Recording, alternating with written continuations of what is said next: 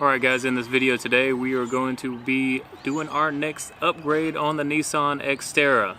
Though very small upgrade, I wanted something to kind of change the exterior look of the truck.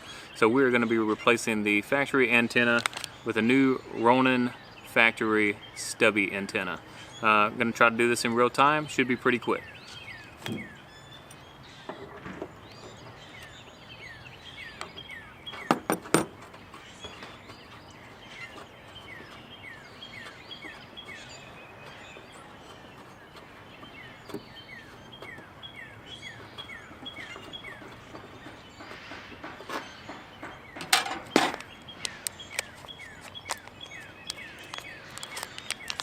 Alright, that's easy enough.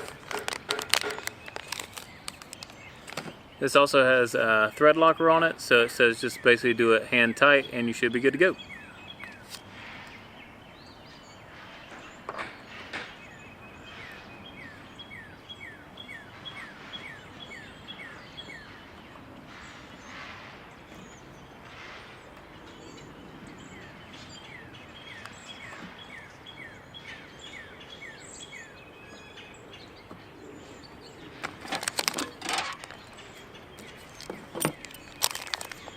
Job done.